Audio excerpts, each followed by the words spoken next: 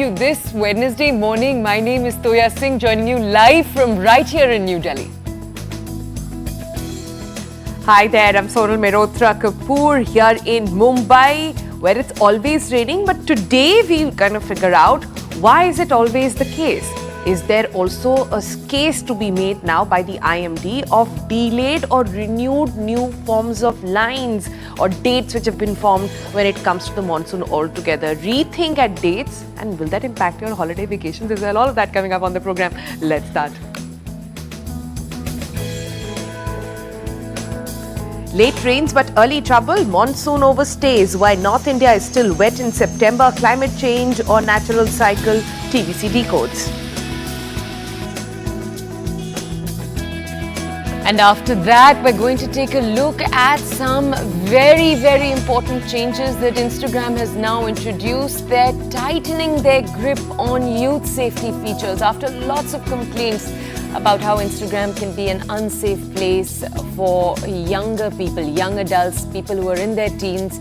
Teen Instagram accounts have been announced. Essentially, these are accounts that will be private by default until the age of 18. It's a bid to promote healthy social media. There are other changes too. We'll take a deeper look. The 2024 Mercedes-Benz E-Class LWB. We bring you a closer look at this beauty. Ready for another long stretch? An E-Class LWB does bigger, mean better this time around. Evaluating the latest in the Mercedes series in our verdict.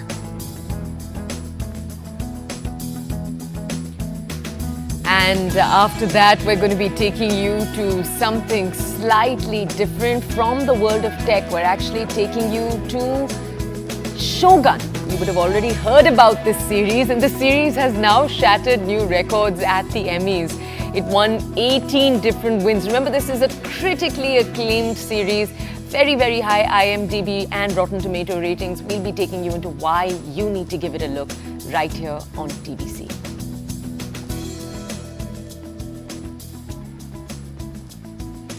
All right, it's mid-September, but rains are just never ending, just not ending at all. While we might enjoy the cooler weather, there's a deeper story behind the skies that refuse to clear.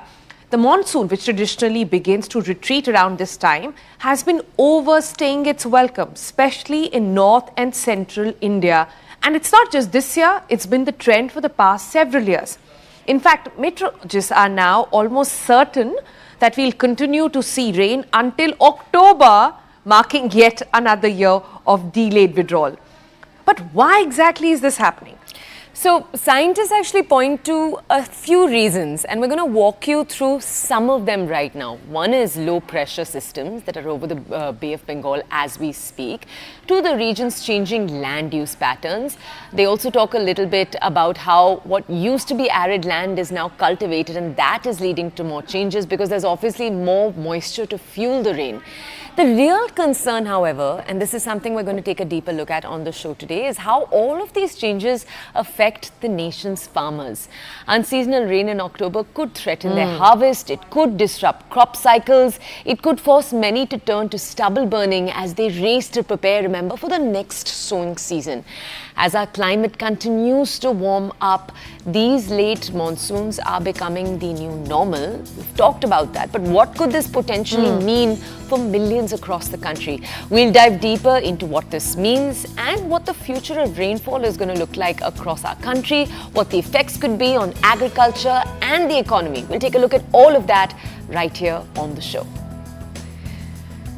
Let's take you across to our guest right now. Right. Shrishti is with us. Sonal, do you want to go ahead and ask her maybe the first question? Yeah, hi, good morning, Shrishti. Lovely to have you here. Not very long ago, we were we were sitting down and talking about how there is a delay in the heat wave, more intense. Now we're talking about delay in monsoon, more intense this time around as well. There are bigger climate change questions one has to ask, but let me just start by this.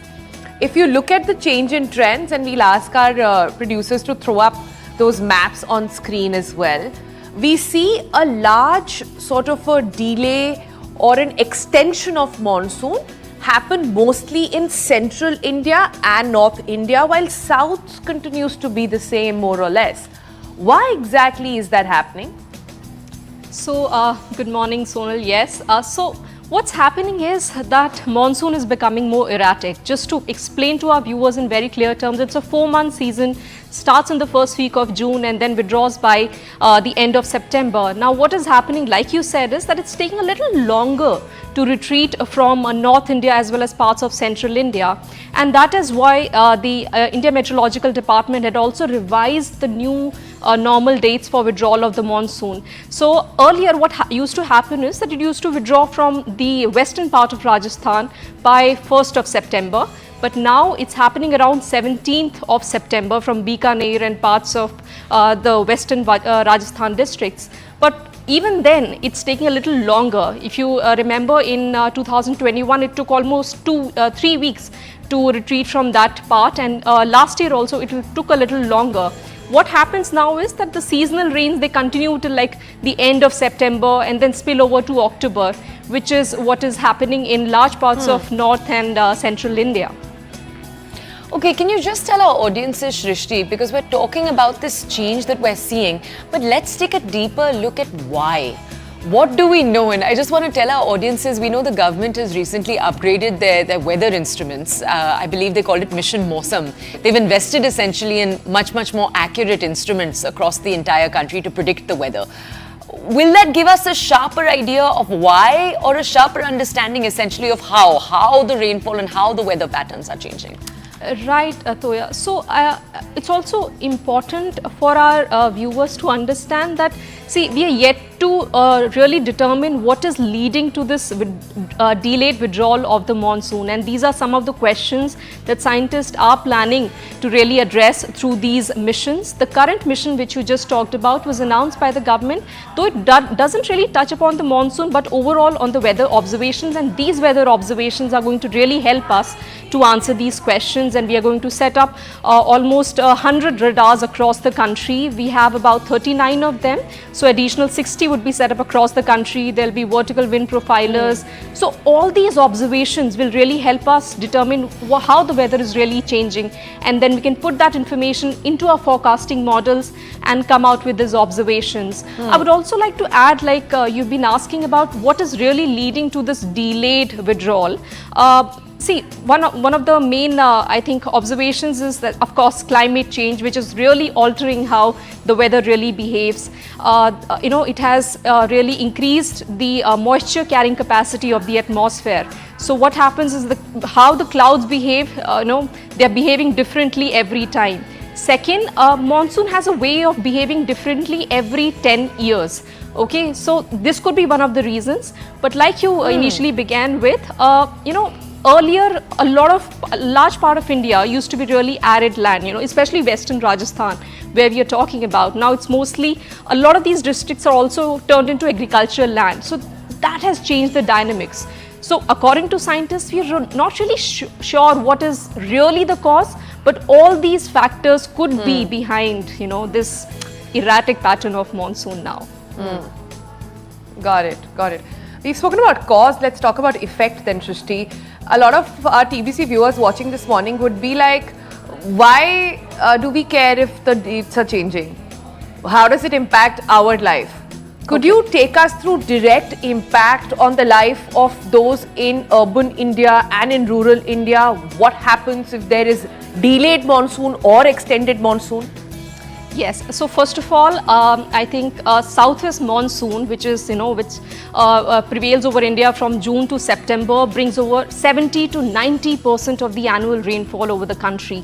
So it's a very, very crucial system. The amount of rain that we receive during these 4 months really determine our agricultural production. And India is an agricultural economy. So if the rains are less, it could really affect the agricultural production. But if the rains are more, unseasonal rains here I'm talking about, let's say in September, if the monsoon doesn't withdraw on time, that means the standing crops have a risk of getting damaged. This is the time for harvesting. For some of the crops like soya bean, pulses, black gram in Maharashtra, they have already started harvesting. But paddy, here in the North India belt and Central India, there are large states where we sow paddy, and this is the time when the harvesting begins around 1st of October. Now, if we say that the rains are still on even till the first week of October, that means the harvesting will get delayed. A lot of this crop which has already matured, we will not be able to harvest it, it'll get damaged, and that is why our farmers are going to really suffer. Another cause here is that because the harvesting window has really shortened now because there are rains, so farmers are kind of resorting to practices like stubble burning.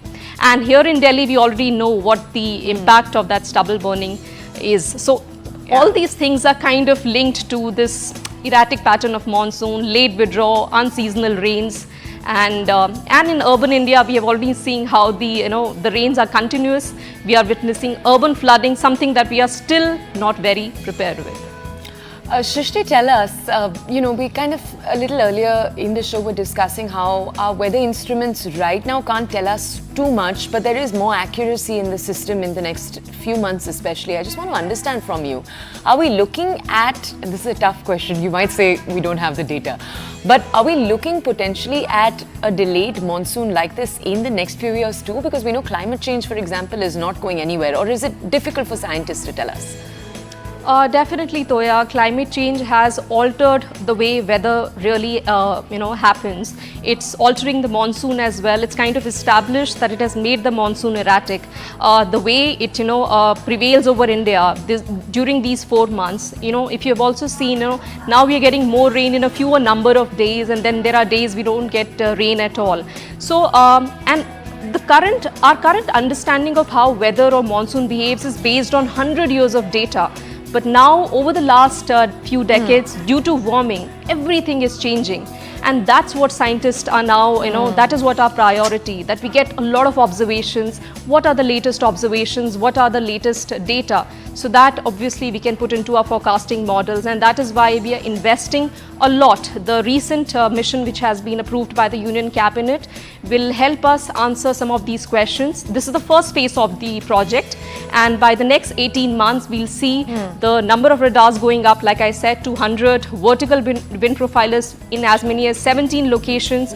So we really know what's happening in the atmosphere, how the clouds form, how everything is changing. So yes, a better understanding of monsoon and the weather in the years to come. It sort of makes me to question if they'll be using AI to sort of make sense of all this data as well, and that could be another story that we can explore, Shrishti. But just give us a perspective on India versus the world on this one. Are these changing weather patterns, I'm sure not only central or not only limited to India, world over the phenomena remains the same? Definitely. To answer your first question, yes, we are planning to use artificial intelligence and machine learning in our forecasting models, and that's exactly part of this current mission.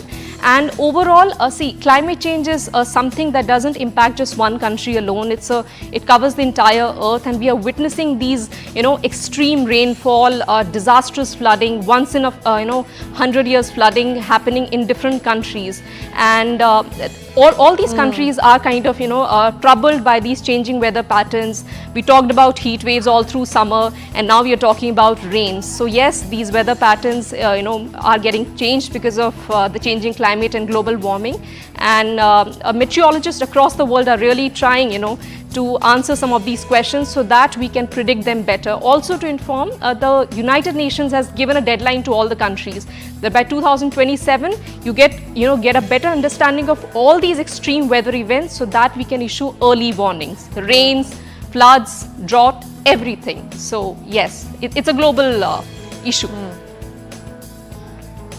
Yeah, that's right. And in fact, that's something that we continue to sort of keep a focus on. But this AI being used for weather patterns is quite interesting, and let's explore that as well moving forward. Thanks so much, Shrishti, for joining us and giving us all those insights. But let's move on now and get you stories from India and across the globe. Meta platform is now rolling out an enhanced privacy and parental control for Instagram accounts for users under 18. Now, this is a significant overall aimed at addressing growing concerns around the negative effect of social media. More details in this next report.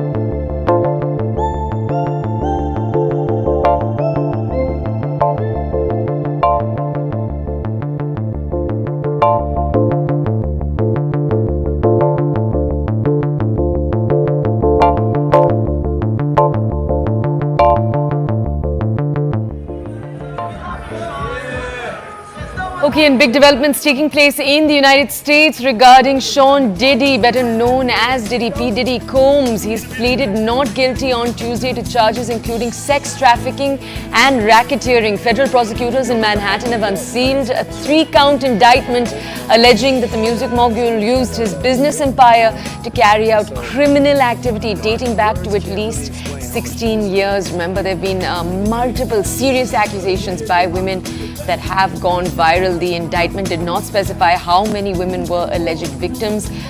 Their anonymous claims have been going viral on X, for example. The judge, after a hearing, ruled that Combs, who was arrested, he's been arrested already, he's in custody, he will remain in custody pending trial.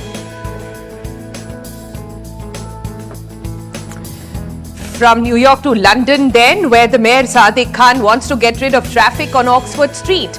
He said on Tuesday that the plan is to get rid of all traffic, including bikes, along the 1-mile stretch of the Oxford Circus to the Marble Arch. Now, the idea is to attract more shoppers. If the plan is approved, Oxford Street would become one of the major traffic-free shopping hubs like Times Square in New York and like La Rambla in Barcelona as well. A previous version of the plan was blocked by the local Westminster City Council, but Khan says this time is different. His office says Oxford Street attracts almost 500,000 visitors a day. And our next story takes you straight to Gaza, where Gazans are creating solar devices right now to combat the immense fuel and water shortages that they're facing. An engineer in particular has created a solar cooker and a desalination system to combat fuel and water shortages that continue to take place across Gaza. The engineer that was responsible for this, who we're actually showing you on your screens, Al Ghul, said that these machines helped her and her family and neighbors face severe shortages through what is now the 11th month conflict. Remember, it started on October 7th, and as we speak, it very much continues.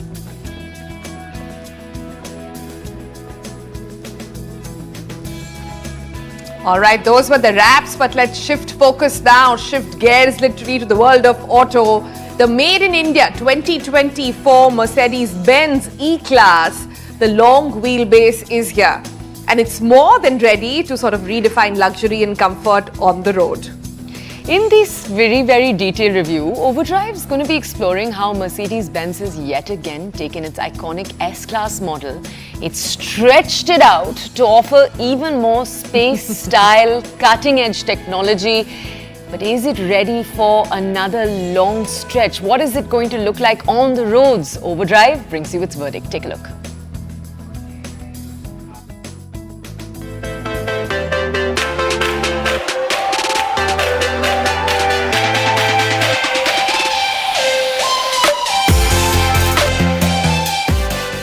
Hi, I'm Kranti Sambhu. You're watching Overdrive, and this is the latest Mercedes-Benz E-Class long wheelbase. E-Class is one of the longest running badges in the industry, especially in the luxury car segment. That's quite an achievement, and Mercedes-Benz has come up with lots of new offerings, new changes in this car. And in this video, we're going to find out what are the changes in this E-Class long wheelbase, how different is it from the previous one, and also the regular E-Class, plus all the new tech and gadgets in this car. Let's start. Latest Mercedes-Benz E-Class long wheelbase, and as the name suggests, long wheelbase means this is longer than the regular E-Class. The wheelbase is around 133 mm more than the regular E-Class, and overall length is 144 mm more than the E-Class. So we are starting this video from the second row of this car. Why? Because E-Class long wheelbase is supposed to be used by those customers, those owners who want to be driven in. They are not big on driving, or most of the time it is all about comfort. So I have adjusted this seat according to my riding position or driving position, and now you can see the kind of knee room you have, the leg space. It's fantastic. I mean, gives almost mini S-Class kind of space over here. It's very comfortable, and for long drives it's really spacious. But there are more elements which will make those long drives even more comfortable. For example, this extension for your thigh support, which is almost 40 mm extra. So if I push this button, yeah, look at this thigh support, which becomes much bigger And for long drives, I think this is going to be one comfortable feature. Then you have reclining feature as well. You can recline the backrest. Very good feature for long drives. And then you have this dual zone climate control. Overall, you have 4-zone climate control, but here you can see all the controls. Again, Ashwood finish with this unit. Lots of brushed metallic highlights. Overall feels very premium. And now if you look at these seats and the kind of features we have, plus this comfortable headrest, it has a very comfortable and premium feel to it. Then we come to this door panel, which has 4 buttons, which helps you control the sun blinds, the covers, the windows, the sunroof as well. So first thing first, okay. If I pull it twice, the sun blind is on. Then you can control the rear sun blind as well with this button. And you can control the screens on this sunroof. You can close it, open it using this button. And there's one button to control the window on the other side so that you don't have to lean. Obviously, this kind of car, this is the kind of segment, this is the kind of features you expect. Now the armrest. Armrest has, as I can see, this is a wireless charging pad. You can keep another phone over here. Then you have some space here for, again, phone, and then you have 2 Type-C charging ports as well. So this is the story of center armrest. Overall spacious, comfortable, and for long drives, this looks really, really good package for those customers who are looking for a premium experience. So this is the real difference between the regular E-Class and the long wheelbase E-Class, because this gets around 143 mm extra length and 133 mm extra wheelbase.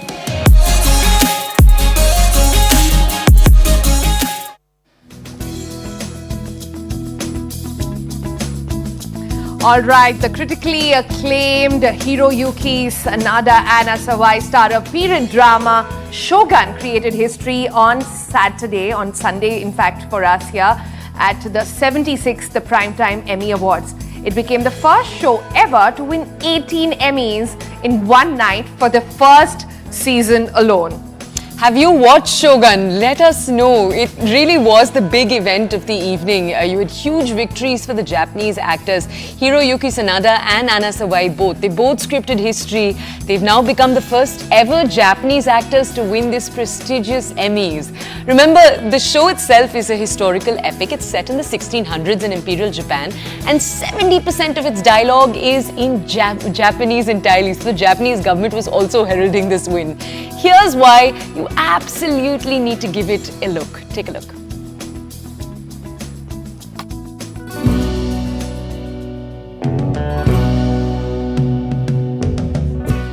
You might have heard of the term "the show must go on," but on Sunday night, the world watched with amazement as the Shōgun went on and on to win multiple Emmys at the 76th Primetime Emmy Awards. How many awards did the show win, you ask? Well, 18 to be precise. Japan government too lauded this remarkable achievement. And rightly so. Shogun officially became the first show ever to win 18 Emmy Awards in a single year. जितनी major categories आप सोच सकते हैं, उन सब में Shogun has outshone every other show. Take for example the lead actor Hiroyuki Sanada, who was competing against actors like Gary Oldman, Donald Glover and Idris Elba, but still ended up winning the Outstanding Lead Actor in a Drama Series award for his portrayal of Lord Yoshi Toranaga in Shogun. So, what makes this show special? And why should it be on your must-watch list? To begin with, as soon as it was released in February this year, the show received massive critical acclaim for its authentic depiction of the late Sengoku period in Japan that lasted from year 1467 to 1615. Made on a staggering budget of $250 million, Shogun is also often compared to Game of Thrones for its sheer scale size. It's also being lauded for being true to its source material. based on James Clavell's 1975 historical novel of the same name, Shogun is said to be based on true historical characters. And the fact that 70% of the show's dialogues are in Japanese only add to its authenticity. The performances too are being loved universally, especially that of Anna Sawai and Hiroyuki Sanada. Some fans are even calling it a Shakespearean production, but in Japanese. In the first week of its release, Shōgun was the most streamed program across all platforms. And after a blockbuster season 1, the show is now set to return for a second season. While the first season was filmed in Canada owing to pandemic restrictions, season 2 might be filmed in Japan, thus giving fans another reason to get excited. Have you watched Shogun yet?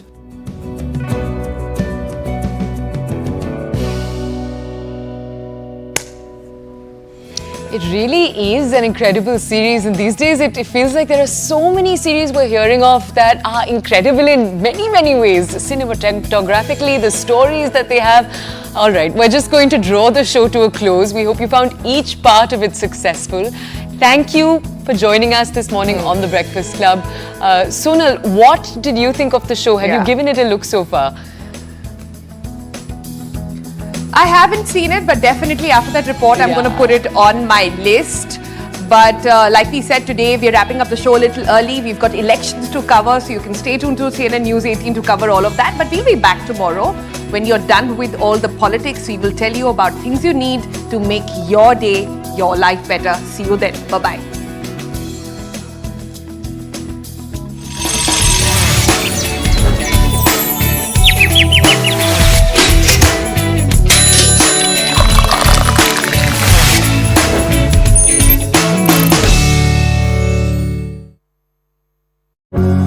Headlines. First thing in the morning and last thing in the morning, he checks on what has been done during the day and what will be done during the day, and there are action taken reports which have to be placed in front of him no matter where he is, and he does go through them. Well, these are just some examples to prove that age is just a number for Mr. Modi.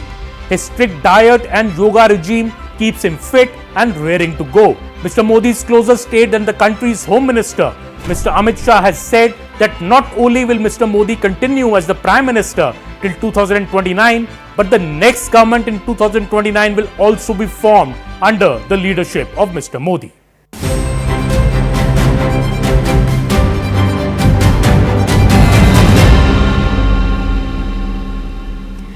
Well, the central government led by Prime Minister Narendra Modi completes its 100 days of being in power for the third successive term today, coinciding with his 74th birthday as well. Prime Minister Modi's birthday remains much like any other working day, but it does signify an occasion to celebrate the Seva Parv, a fortnight-long festival that the BJP organizes every year to showcase his commitment to citizens' welfare and also service to mankind. Among the first decisions made by the Modi government after coming to power in June this year is approving the 20,000 crore project under the Prime Minister Kisan Samman Nidhi, which is to benefit around 9 crore farmers. The first 100 days of the Modi 3.0 government also saw the income tax slab of rupees 3 lakh to rupees 6 lakh expanded to rupees 3 lakh to rupees 7 lakh. The government also announced the abolition of 31% angel tax, which it claimed had been burdening startups since 2012. The government, in fact, approved a package of rupees 2 lakh crore in a bid to promote employment and skill development amongst the youth. These are just a couple of projects to name a few of his initiatives.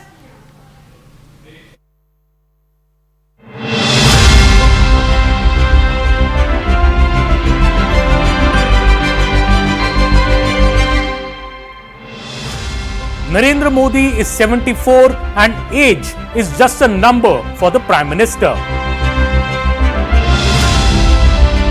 He is doing things that others his age don't and maybe simply can't. From a hectic election campaign to flying air sorties or deep sea diving and snorkeling, Mr. Modi has been consistently setting new benchmarks. For starters, the PM did a record-breaking 206 rallies and roadshows during the 2024 election campaign over a period of 76 days. This was almost 3 campaign events daily, with the PM traversing thousands of kilometers across the country. Mr. Modi in fact did 40% more rallies and roadshows in 2024 than he did when he was 68 years of age in the 2019 general elections. Sir, the energy shown by the Prime Minister, he's turned 74, but the kind of things he's doing even at this age, how would you describe the Prime Minister's energy and the Prime Minister's way of working? See, one way to look at it, like you said, it's only a number. So his energy level would be the same as it was when he was 47. So you can reverse the digits, but there is no change in the energy level. I have seen him as just a Karyakarta when he organized the Kanyakumari to Kashmir Ekta Yatra. And it was the same energy level. There is more.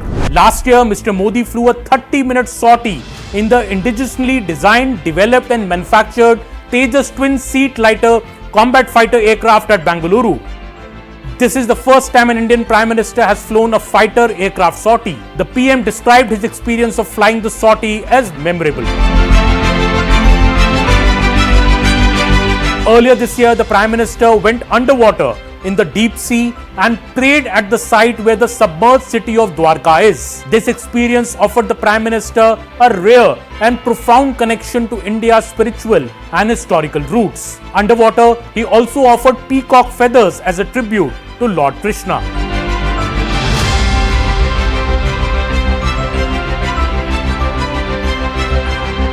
He had gone snorkeling in Lakshadweep earlier this year as well.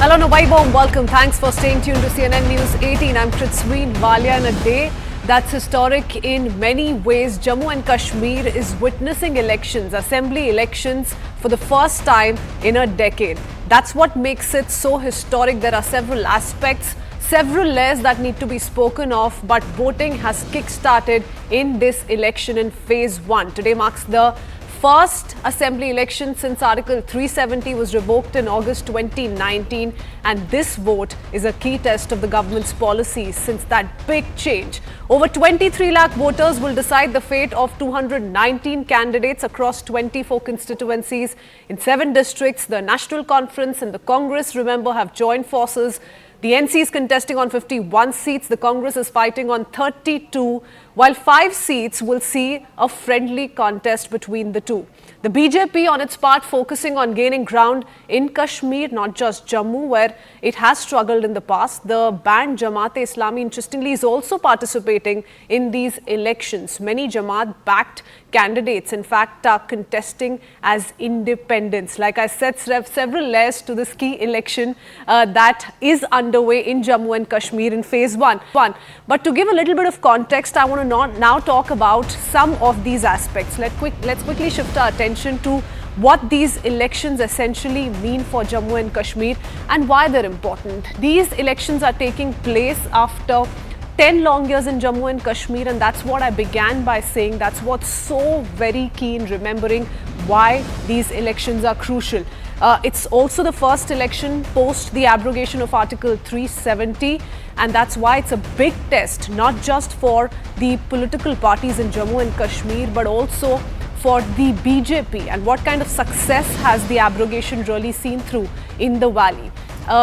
There's another important aspect of concerns around a hike in terror incidents in Jammu and Kashmir, particularly the shifting trend towards these incidents that are being witnessed more so in Jammu, and largely across 2024 we've seen this new pattern emerge in the Union Territory of Jammu and Kashmir. So whether or not there are significant changes, any impact of this particular trend and whether or not we will witness in these elections is something that we're watching out for. Still, we'll have to wait for the 8th of October for that one. So terror incidents most certainly is something that remains key to the elections that have kick-started in the Union Territory. 16 seats in the valley that are up for grabs, 8 of them in Jammu region. So 8 seats going to polls in Jammu, the remaining in Kashmir Valley, a total of 7 districts that are going to be witnessing polling in the first phase,